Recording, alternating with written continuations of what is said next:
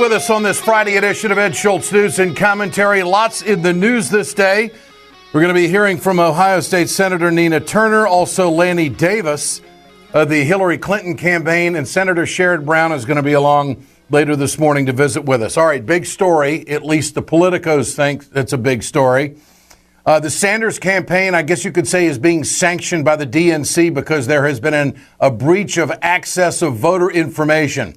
A Sanders administrative assistant has been fired from the campaign after viewing and having access to some voter information from the Hillary Clinton campaign.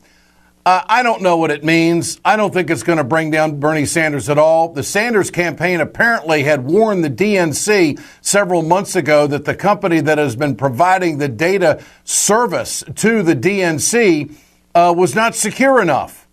And so now a staffer has been found looking at some voter files and voter information on the Hillary Clinton campaign. That staffer has been fired. They have put out a statement in the Sanders campaign saying that it certainly won't be tolerated, and they've taken care of it. But they also pointed out that they warned the DNC of this problem months ago.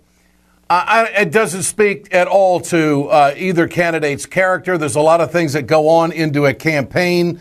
I guess so you could say that this is Bernie Sanders' email scandal, if you want to equate it to that and be a real politico on it. For more on all of this, and also the good news out of the Sanders campaign is that they picked up two big announcements yesterday, two big endorsements, Communication Workers of America and also the Democracy for America. That was a group that was headed up some time ago and has been very active in recent years, a grassroots effort on the Democratic side that all started with Governor Howard Dean.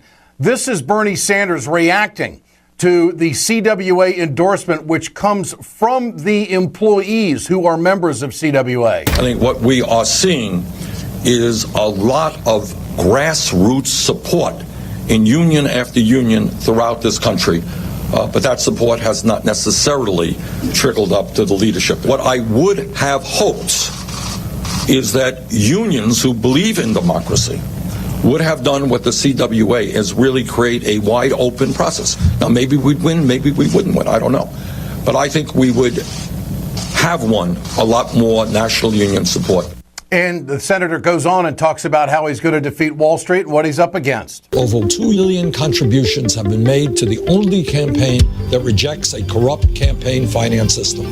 You can't level the playing field with Wall Street banks and billionaires by taking their money. I'm Bernie Sanders, and I approve this message. Well, there's good news and bad news. For more of it all, let's go to former Ohio State Senator Nina Turner. Nina, good to have you with us. Good morning, Big Eddie. Glad to be with you. How is the campaign accepting this news in the wake of a staffer being fired and this voter data information being viewed by the Sanders campaign from the Clinton campaign? What about all that? I mean, certainly it's nothing that any campaign wants to have to say, but the campaign handled it properly. They fired the staffer. They acted swiftly. They condemned it. They said it will not be tolerated, and the actions show that they will not tolerate that kind of behavior. But as you pointed out, they did warn the DNC that there were some problems with this company. It's just very unfortunate that it has to spill out this way, and it also feeds into a conspiracy that is floating in the Democratic circles, as you know, that the game is rigged against Senator Sanders. And so, you know, the DNC is going to have to answer to that as well. But I'm hopefully all this is cleared up and that the senator's campaign can get that voter file back, because that voter file is necessary to be able to target voters and win this race.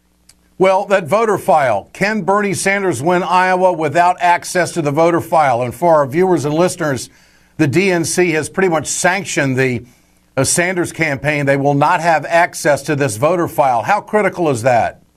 It's very critical, Ed, but also in the reading of the article, it's my understanding that once they have a meeting with the DNC to clear up any misunderstandings and anything that might be outstanding, to be able to prove that none of those files were copied, I think they can get that file back. They have to have it. Now, on the good news side of this, Sanders' campaign has been in Iowa for a while, as you know, and so they've been campaigning and door knocking and penetrating.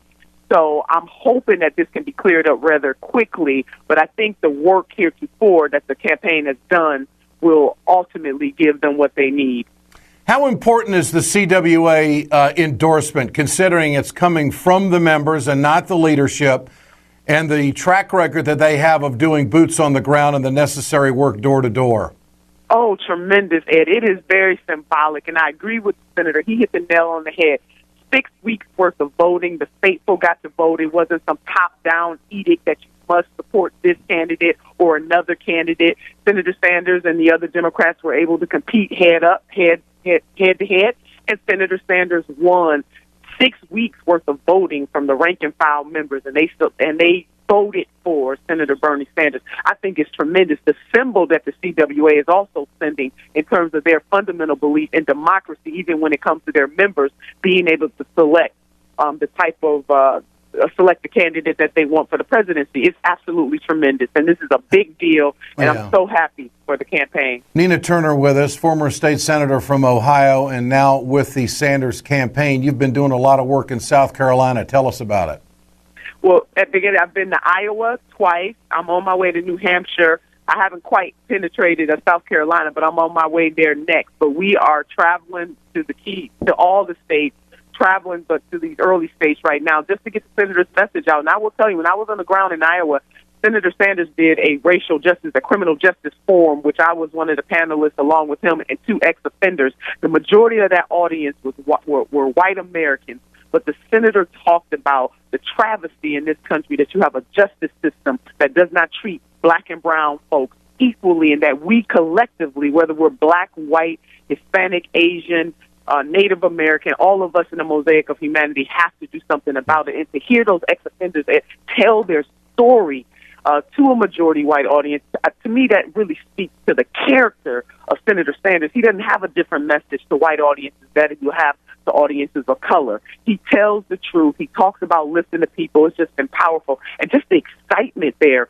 for him, especially among young folks. I mean, I got a chance to meet some young sisters who they're not even old enough to vote, Ed, but they all about feeling the burn. Whatever Senator Sanders has in terms of how he motivates the young people in this country, we need to bottle it up, because we need people to be excited and for them to get out there to vote for this democracy to work. But I am very excited about the work that we're doing. I'm on my way to New Hampshire now. I'll be there for the debate with him, and I'll be in the spin room after that, and then I'll be heading to South Carolina.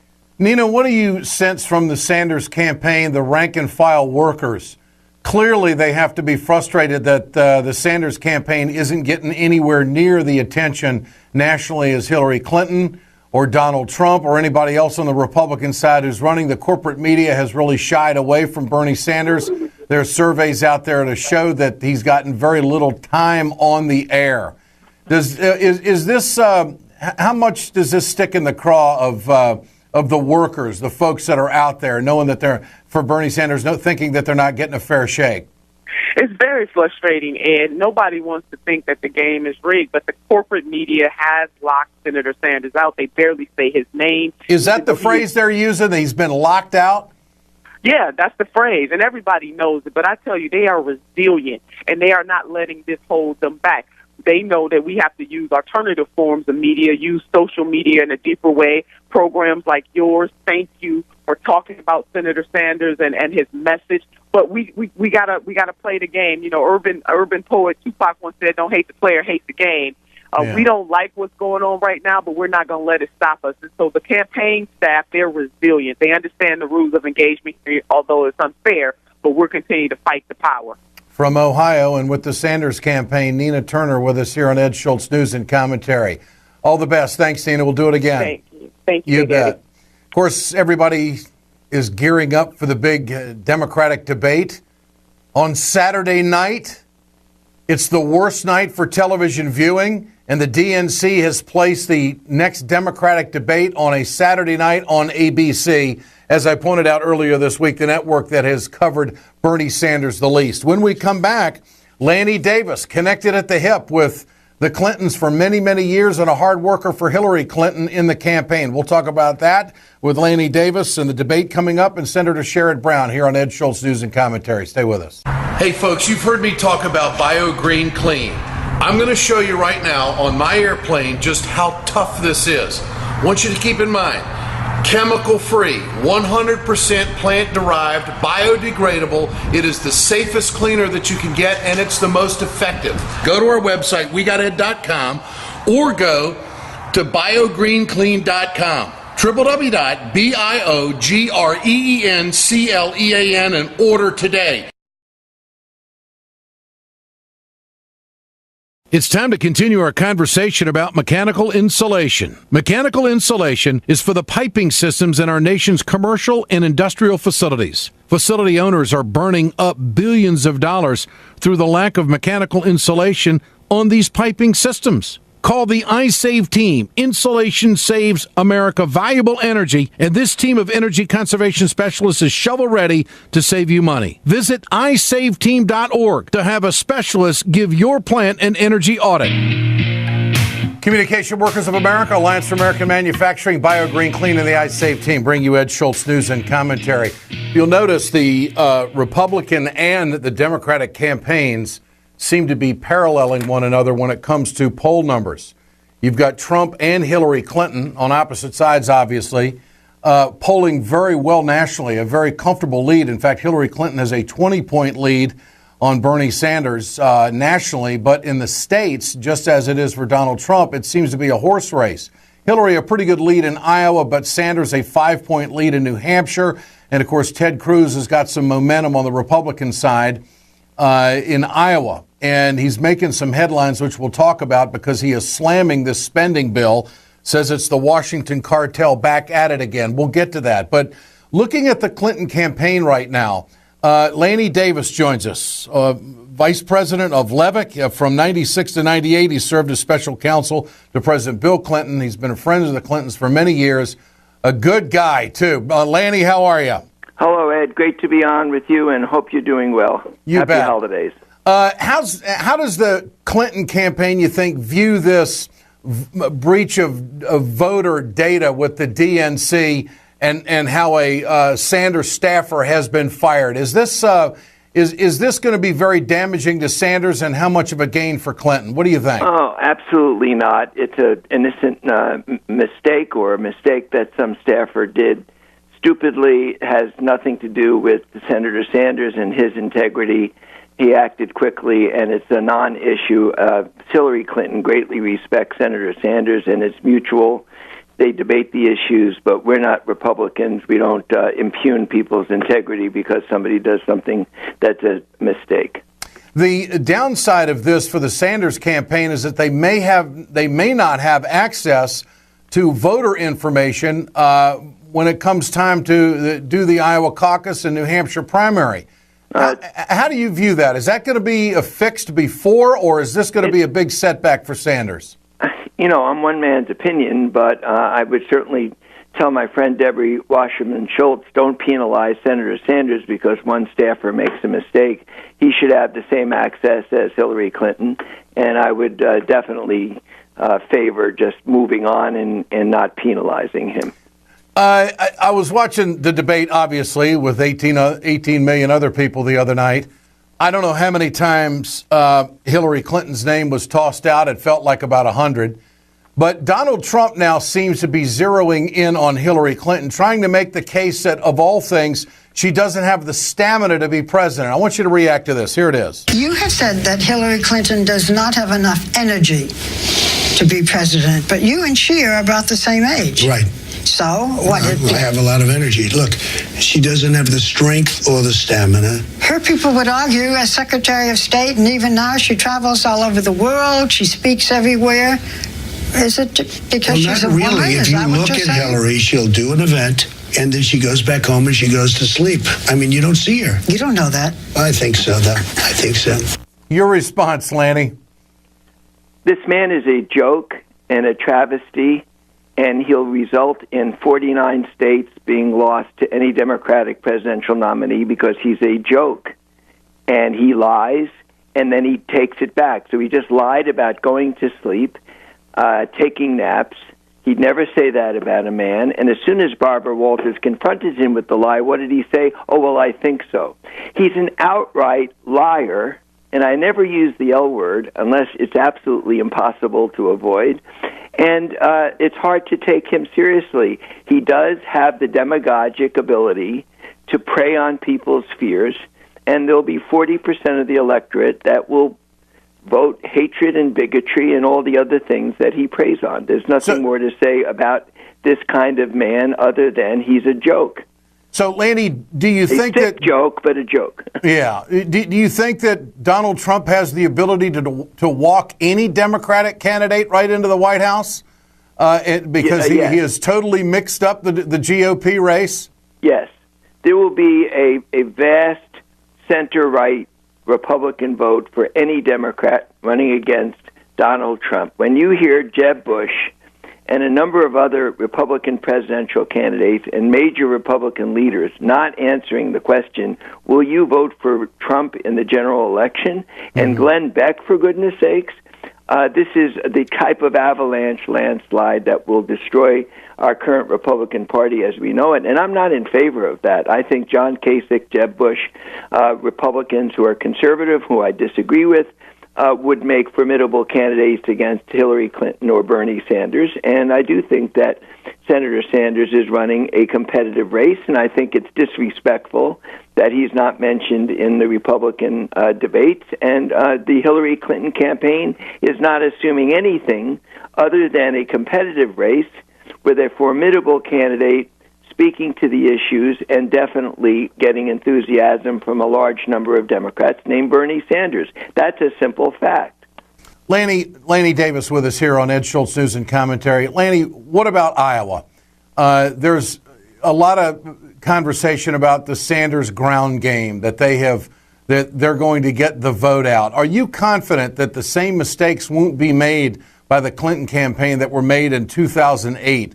When I think actually the Clinton campaign was pretty much blindsided as taking third behind Barack Obama and John Edwards in Iowa.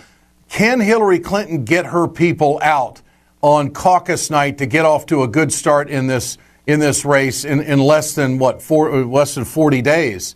Your thoughts? Are these ground people going to be there for Hillary? Personal knowledge, some things I'm not too knowledgeable about because I'm just a friend of Hillary Clinton. I'm not in the campaign, so I don't speak for anyone. Yeah. I was out in Iowa about a year ago, and I can tell you that the ground game since a year ago has been put into place systematically in every precinct in every county in using, by the way, Barack Obama's chief organizers from 2008. So the answer is yes, Hillary Clinton learned a great lesson about how do you organize in Iowa? And it's much, much different. Having said that, I am very impressed by Bernie Sanders, period. By the campaign he's run, by his message, by his ability to get the grassroots out, and I think it will be a competitive contest in Iowa. Always great to visit, Lanny Davis. I appreciate your time. Thanks so much. Thank you. Take care, Ed. You bet. When we come back, Senator Sherrod Brown, the spending bill, it's going to hit some high waves in the Senate. And Ted Cruz, of course, is already making hay that he is going to say hell no to the whole thing. What does that mean? Will there be enough votes to get it through? And will the president go along with it? Is there pork in it? Senator Brown joins us next. Stay with us.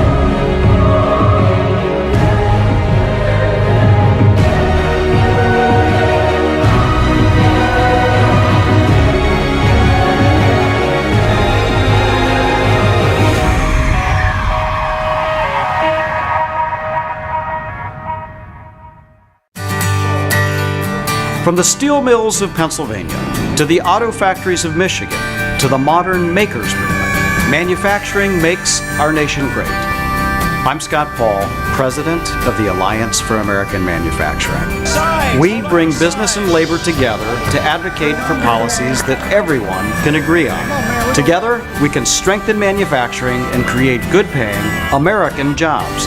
Help us keep it made in America.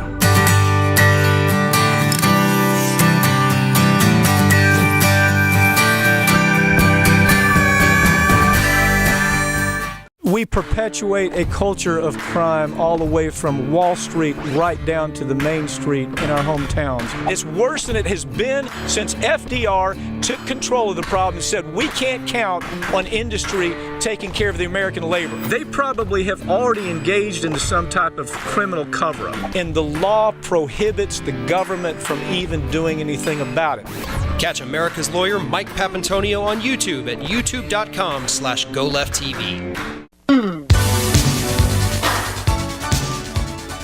Good to have you back with us on Ed Schultz News and Commentary. Communication Workers of America, Alliance for American Manufacturing, Bio Green Clean, and the iSafe team bring you this production.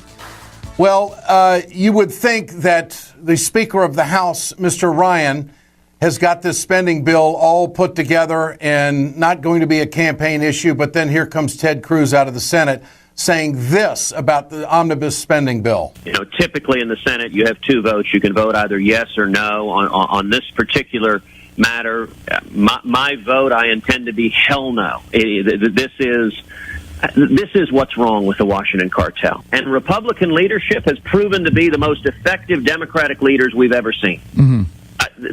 This omnibus does not honor the promises we made to the men and women who elected us. It funds Obamacare. It funds Planned Parenthood. It funds executive amnesty. It fails to stop Syrian refugees from coming to this country to protect our national security. It doesn't do that. It fails to do anything to stop the Iranian nuclear deal.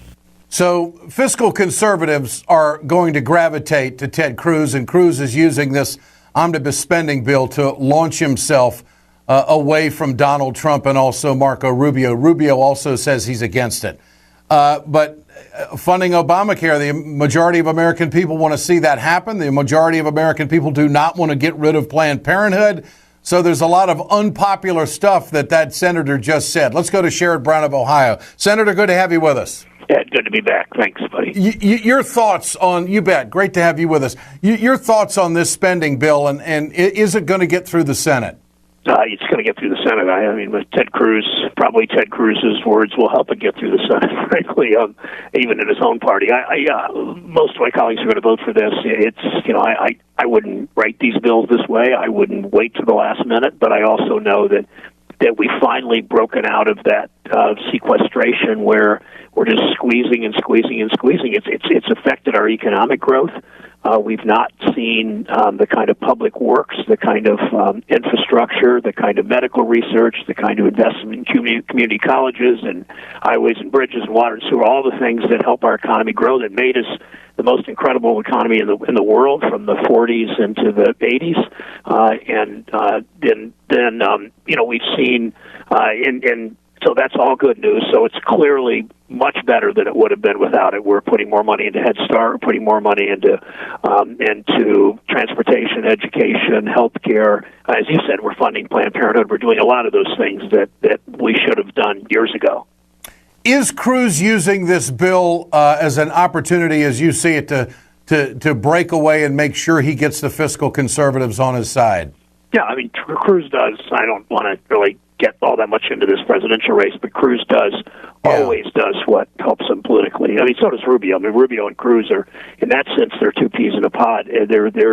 Their positions they take and the way they talk are always about politics. And Rubio started off maybe not that way, but his ambition has overwhelmed him. And there's a saying, a Vermont senator many years ago, Republican from Vermont, back 50 years ago, was talking about all the presidential ambition in the U.S. Senate. He said the only cure for the presidential virus in the U.S. Senate is embalming fluid. And these two guys got the ambition a lot sooner, and the compromise has already started coming, and the politicization of everything for these two guys. And so I'm not surprised Cruz would talk this way. Anything to raise money, anything to help his presidential race. Senator, what's going to happen with Syrian refugees? Is that going to go through? Will there be changes that will satisfy those who are concerned about it? How do you see it? Well, the concern is real in the sense that we don't want anybody in this country that has been trained by ISIS or trained in Syria or Iran to commit terror. But the best way to do that is to change the visa waiver program. So a French citizen who right now with a French passport, you can come easily into the U.S. With a U.S. passport, you can go easily into France. We need to change that. So, and we're going to, that if you've had if you as a French citizen with that passport had been to Syria or Iran or Iraq in the last 5 years, you don't get in. And that's the difference. What we do, what they want to do is just stop all refugees. The refugees are not the issue. The refugees that are coming here, the way that we screen refugees takes 1.5 to 2 years. They're not coming in. The terrorists aren't coming in this way. They're trying to come other ways, and that's how we stop them that way. One more point. Since September 11th, 750,000 refugees have come into this country. Only 3 out of 750,000, 3 have been even arrested. Not one has been convicted of any terrorist activity. So we have done that, by and large, right. That screening process that takes 18 months to 2 years. It's the visa waiver program we need to fix, and we need to make sure that the authorities, the customs people, are putting more effort into going online and seeing if these people that are wanting to come in are using social media. That's where we've fallen short as a nation, and that's what we need to fix. Do you think that we need to go into social media like we have not been doing? There was a report out there that the Obama administration didn't want to do it because they thought it would look bad. It was also election year politics at the time, and they were afraid of that coming out. At least that was the report by Brian Ross on ABC. I mean, how far do we go, in your opinion? Well, I voted against the Patriot Act 20 years ago or 15 years ago, so you can see where I start on this. But yeah. I do think people that are coming into this country that depending on where they're coming from, we do look at social media, but we don't keep them out unless we have real evidence to show that they can be a problem. So it's not a question of too much intervention in people's lives. It's a question of protecting our country, and we can do that without all this anti-Muslim rhetoric and without beating up on refugees that just they want to get away from terrorism every bit as much or more than we do. Senator, where do you stand on this drumbeat that's going on over on the conservative debates about troops on the ground to fight ISIS? Does the president have a strategy? And do you agree with the way he is handling all of this? Because if you listen to the opposition, they can't wait to get boots on the ground. That's the only way we're going to defeat ISIS. Your thoughts? Yeah, well, these opposition that wants boots on the ground, first of all, they're not making any effort in Congress to actually do something about authorization with the president and all that. So authorization of force of military use of military force. Yeah, it's rhetoric. It's playing to the crowd, and everybody on that stage, almost everybody, was playing to fear, as they always do ever since Joe McCarthy and race and all the things that they play to over and over and over again. It was one after the other, trying to many stretching the truth or worse, and playing to fear. But I think you start with this, Ed, that the people in this town in Washington that are most strongly advocating boots on the ground are the same people that got us into the war in Iraq. And I think there's no question that the instability in the Middle East, much of it flows from the war in Iraq, much of the creation of ISIS, much of all of this. And you start with that with this crowd, and then you start figuring this out. But the president, we don't want a long war in the Middle East. That number one, the American people don't want it. Number two, it won't work.